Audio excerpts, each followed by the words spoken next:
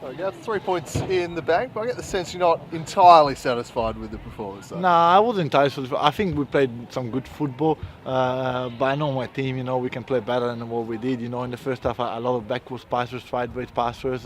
Just I think we were a bit lethargic. We could see that we were flat in the first half. Especially now that it's very hard for us to win the league. It's hard to motivate the boys. But to be fair, in the second half, they pull up a good show, very quality football, some good passage of play, and some good goals. And then as well, it was very hard to play against opposition like Kingborough when they go 1-0 up. It's very tough to break them down. But lucky for us, we considered it early on, so we had the half-time talk to talk about it and to make some changes, and we did, and we got the result that we wanted at the end.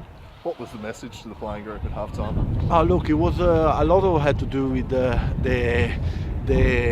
mental side of the game. We were thinking we underestimated them in the first half. I think we were a bit flat, very hard to motivate again, as I said. As a tactic, we just pushed. We wanted to use the width a bit more. We weren't using the width. We're usually good on going in the wide areas, whipping the ball in because we got two good finishers. In the first half, we didn't do that at all. We were trying to go penetrate towards the midfield. They had they closed the center corridor quite well, so we just we had to push the ball in the wide areas, and we did in the second half, and it showed the difference. Were you getting concerned when you missed a couple of those chances you were creating early in the half, but it stayed at 1-0? Were you getting a little bit worried? Yeah, look, in the first half, in the second half, you? but that's the story of our life, all season we've been missing chances, and that's why maybe we're not at the top with Devonport there, because we dropped silly points, we missed some shocking chances, you know what I mean? But in saying that, we created a lot as well, so I knew that the goal was coming, especially in that second half. I knew if we persist and do what we're good at, I know that Sklen and Sender would have found the back of the net somehow. How do you keep the players motivated now that I suppose the league title's out of your reach? Taking one game at a time, like every coach says that, but it's 1 week at a time. That sounds a bit, hypocrisy to say, but more than that, maybe is to motivate them to finish as high as we can, finish second, finish third, there's still some reward for the club if you finish second or you finish third or you finish fourth. Plus, even for the players, it's good for you, for a player to say, oh, we finished second and we didn't finish fourth, you know what I mean? And for me as well, it's good to finish second for my CV, so that's the motivation that we have at the moment, and playing good football. Happy to get a result against the Lions, given the way the past couple of games against them have gone? Yeah, really. Look, if I can go back and replay the first game of the season, I would do that, but we can't. They have been a buggy side for us in the last 2 years. Last year, and the same Friday night, they got 1-0 win, and they got us out of the title race last year, if you remember. Late on the year, we draw 1-0 to them. This year, we lost 5-0. Then we won 4-3. And today 3-1, but again it's very tough to play against Kingborough. Very, very defensive-minded team, quite well organised. Even Sahoba struggled, and I believe even Devonport will when they will go at their home ground. It's a very good team to play against Kingborough.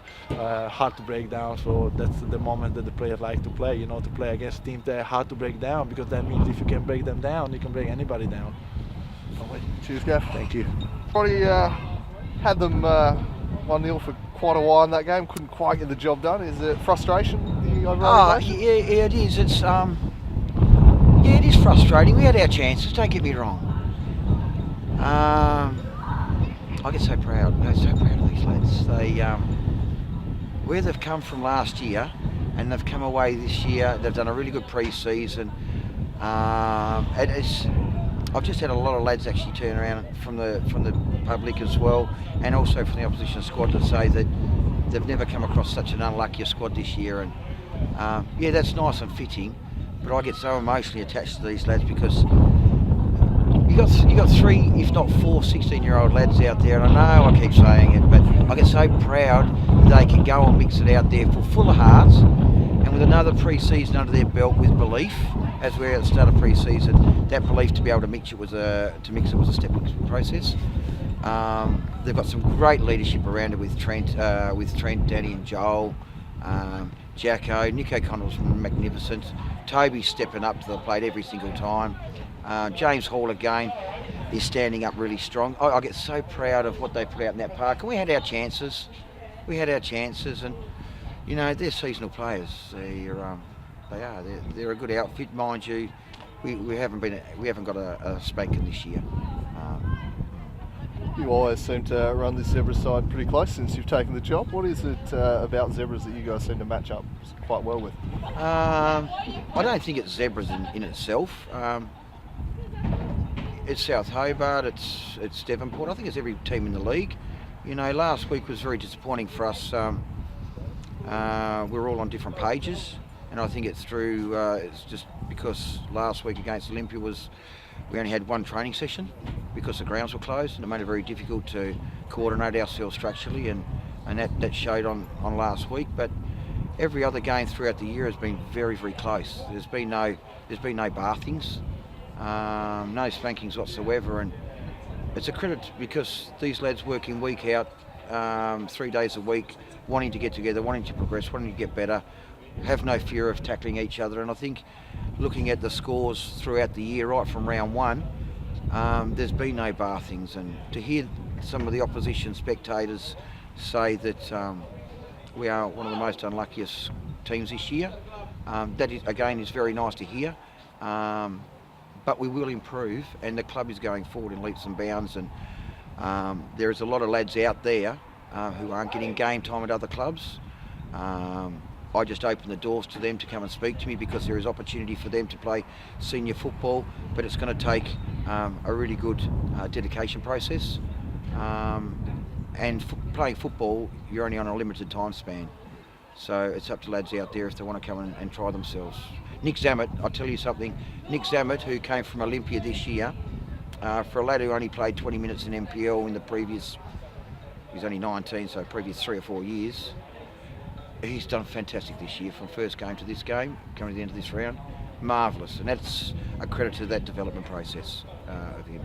Another one of your youngsters, Toby, you pushed him into to midfield. Is that where you see his future, or are you just trying to get him to learn a few new things in there? We had Trent Pearce out, and we rested him because he's got a bit of a dicky ankle last week, and I didn't want him to come out here and pump it on synthetic park and an opportunity of getting a really severe knock and then put him out for the next 2 or 3 weeks. We've got Clarence next week, we've got Rangers, and then we've got Devonport, and we've spoken about it. You know, we've thrown the spanner at the car and smashed a window last week with Olympia's loss, and that was really against our grain. However, we want Clarence, we want Rangers, we want to jump in the 6th spot, and I really hope it comes down to a really tight competition where Devonport rely on that last game of the season, and if we can actually entertain them down at Lightwood Park on a great surface and put it right to them, because they only beat us 3-1 last time. It was a very tough game, so they only scored in the 85th and 94th minute, and we were leading at half time again, and that's again is a mental issue that we've got to overcome ready for next season. I would like to see it come to that, but it's credit to the lads, mate. I'm so proud of them. Lovely. I am absolutely frozen, so that'll do. Cheers, boys. Thanks, mate. Thank you.